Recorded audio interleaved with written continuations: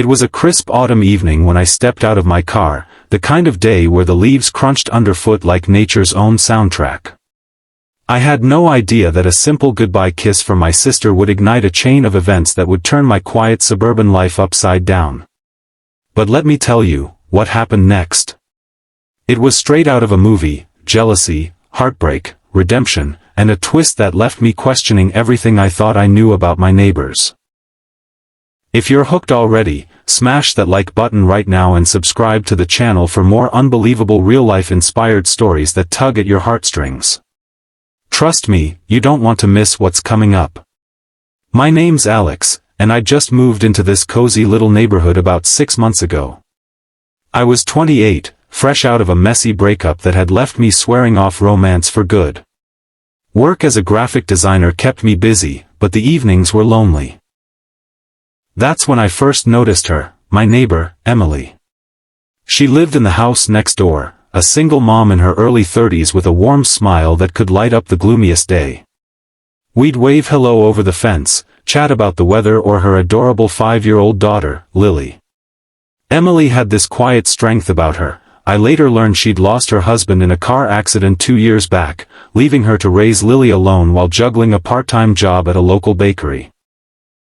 She was relatable in that way, strong on the outside, but you could see the exhaustion in her eyes, the kind that comes from carrying the world on your shoulders without complaint.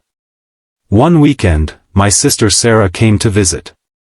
She's my best friend, the one who's always been there through thick and thin. Sarah's bubbly, with that infectious laugh that makes everyone around her feel alive. We spent the day catching up, barbecuing in the backyard, reminiscing about childhood pranks, and just enjoying the simple joy of family. As the sun dipped low, Sarah hugged me tight and planted a quick kiss on my cheek. "Love you, bro, don't be a stranger," she said, waving as she drove off. I stood there on the driveway, smiling like an idiot, feeling grateful for moments like that. Little did I know, Emily was watching from her window. Her house overlooked my driveway perfectly, and in that split second, her mind spun a story that wasn't true. See, Emily had been harboring a quiet crush on me. It started innocently enough, a shared laugh over spilled groceries one rainy afternoon, me helping fix her leaky faucet when she mentioned it in passing. She saw me as this kind, dependable guy, a rare find in her world of single parenthood and guarded hearts. But seeing Sarah kiss me, it hit her like a punch to the gut. Jealousy flared up, hot and irrational. Who was this girl? Why hadn't I mentioned her? Emily felt foolish for even entertaining the thought of something more between us. That night, she tossed and turned, replaying the scene, her heart aching with a mix of envy and self-doubt. "Why does everyone else get their happy ending?" she whispered to herself in the dark. The next morning, things escalated faster than I could have imagined. I was out mowing the lawn when Emily stormed over, her face flushed and eyes stormy. "Alex, we need to talk," she said, her voice trembling. I turned off the mower, wiping sweat from my brow, completely clueless. "Sure, what's up?" I asked, trying to sound casual. She crossed her arms, glancing away as if gathering courage. "I saw you yesterday. With that girl. Kissing in the driveway. I thought maybe there was something between us, but clearly, I was wrong." Her words hung in the air, and I froze. Jealous? From Emily? The neighbor I'd admired from afar but never dared to pursue because, well, life was complicated enough. I stammered, trying to explain. "Emily, that was my sister, Sarah. She's just visiting from out of town. It's not what you think." But the damage was done. Tears welled up in her eyes, and she shook her head. "Your sister? God, I feel so stupid. But why does it hurt so much? I've been alone for so long, Alex. Watching you live your life, it made me realize how isolated I am." She turned to leave, but something in her voice, a raw vulnerability, stopped me. I gently touched her arm. Wait. Let's talk about this. Really talk. We ended up sitting on my porch swing, the one I'd installed hoping for lazy afternoons but rarely used. Emily opened up like a dam breaking. She told me about her husband, Mark, how they'd met in college, built a life together, only for it to shatter in an instant.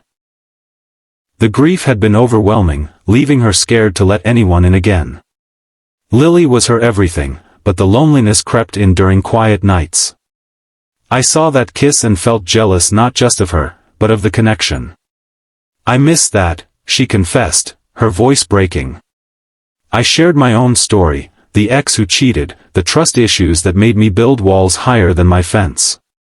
We were both relatable messes, two people navigating emotional minefields, afraid to take a step forward. But that confrontation? It was the key challenge that cracked us open. Over the next few weeks, what started as awkward apologies turned into daily chats. I'd bring over coffee in the mornings, and she'd share homemade muffins from the bakery. Lily started calling me Uncle Alex, tugging at my heartstrings with her innocent questions about the world. One evening, as we watched Lily play in the yard, Emily looked at me and said, "You know, that jealousy was a wake-up call." It made me realize I can't keep hiding from life. I nodded, feeling a warmth I hadn't known in years. Me too. Maybe we were meant to be neighbors for a reason. Of course, it wasn't all smooth sailing. Challenges piled up, testing our budding connection. Emily's in-laws, still grieving Mark, questioned her moving on so quickly. They visited one weekend, eyeing me suspiciously as I helped with dinner. "Who's this?" her mother-in-law asked pointedly. Emily stood her ground, her voice steady. "A friend. A good one." It was a small victory, but it showed her growth, resolving to honor her past without letting it chain her future. On my end, old insecurities resurfaced when Sarah teased me about Emily during a phone call. "Don't mess this up, bro," she said. I had to confront my fear of vulnerability, admitting to Emily one night under the stars that I was scared of getting hurt again. "But you're worth the risk," I told her, and in that moment, we shared our first real kiss, not a sibling peck, but one filled with promise. As the seasons changed, so did we. Winter brought cozy movie nights with hot cocoa and Lily's giggles. Spring saw us planting a shared garden, symbolizing new beginnings. The jealousy that sparked it all faded into a funny anecdote we laughed about over barbecues. But the real twist? One day, Emily revealed she'd been writing a journal about her journey through grief, inspired by our talks. "I want to turn it into a book," she said shyly. "To help others who feel alone." I encouraged her, helping design the cover with my graphic skills. When she self-published it months later, it became a local hit, touching hearts and even landing her speaking gigs at support groups. Looking back, that jealous glance from Emily's window wasn't just a misunderstanding. It was fate's way of pushing us together. We faced our emotional depths, the relatable struggles of loss, fear, and hope, and came out stronger. Today, Emily and I are more than neighbors, we're partners, building a life with Lily at the center. The inspiring message?